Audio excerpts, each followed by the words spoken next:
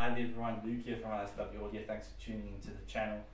Today is going to be a little bit of a sad video, but also a really cool video. I'm going to tell you about that now. So, my hybrid mixer is going today, so I'm going to be upgrading the hybrid mixer. So what that means is, I'm going to be investing a bit of money in getting myself an expensive mixer. So I'll tell you, I'm looking at the Mackie, and I'm looking at the Yamaha. The Mackie Pro FX12 V3, and the Yamaha MG12 CV. So those two ones, they're quite similar in price, but guys, I want you guys to tell me in the comments which ones do you prefer. But I'm replacing the mixer because, first of all, I want that quality feel when you move in the slides, no playing the buttons. I want that nice professional look, but I want sound quality. I want that super low distortion, which this guy definitely doesn't have.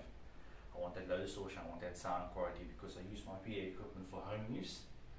And of course I want that quality sound. I've got top of the range cabling, I've got lovely amps, I've got lovely speakers. It sounds really amazing even with this cheap mixer. So I'm sure it can just sound a little bit better, or even a lot better. But guys, I'm going to be talking to you about the hybrid mixer, especially for someone entry level mixer. He's cheap, but I mean you can't fork out the money tomorrow for him, kind of thing. He will still cost you a little bit. So anyway guys, this is the hybrid. It's the M602UBTX series. It's a 6-channel mixer with phantom power. So basically, there is a lot of features on him. He's analog.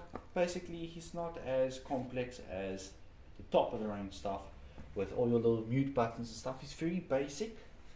He is a cheap mixer, but he does get the job done. If you don't ride him super hard on the levels, then he won't get harsh and you'll stay relatively mellow. But anyway guys, you got your pan button for your left and right for your stereo.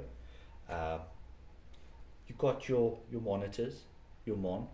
You got your effects, you got your lows, you got your mids and your highs, and you got your gain, and you got a button to drop the stuff by 20 dB in case you need just a little bit of lowness and you want the gain to be a little bit softer. You got your headphones, you got your MP3 player. It's got MP3 player guys. If you don't know about the hybrid brands for MP3 and Bluetooth, which is pretty cool. The Bluetooth I'd say sounds quite cheapish. You get quite a bit of static through the Bluetooth, but it still does the job. You got a lot of other little features here, but what I'm going to be talking about is, first of all, his 0.1 DHD or distortion level, which I don't agree with, but I've almost had this mixer for almost 5 years when I started out in PA. So he's the only thing now that needs to be upgraded. I've probably had almost 14 sets of speakers over the years and different amps. So I think it's about time that I upgrade the hybrid. It's a really nice mixer. It does the job like I said, but guys, one drawback, well, a few drawbacks is, if I have my music playing and I go over to, let's say, YouTube, and an ad pops up, first of all, I fade out my sliders, wait for the ad to go before I start putting music on. But even though the sliders are off and the ad's playing, I get a lot of sizzling and I can start hearing the talking. Like you get this sizzling sound out of them.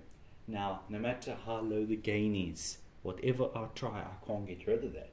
So basically, the signal to noise ratio on this mixer is not really good, because even if the main master is down, I still get that sizzling and that talk. I can hear the talking. It sounds like it's only coming through the tweeter, that sizzling sound, which is not nice at all.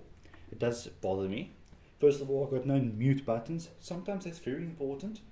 Like I said, you get a lot of noise from the mixer even when his masters are off. So if you're going to be unplugging stuff like, let's say, like a keyboard or a bass guitar or whatever, you need to maybe put him in another channel, take him out, put another instrument in, you might get popping through the mixer, guys. So just letting you know, you might get popping sounds, which is not really ideal.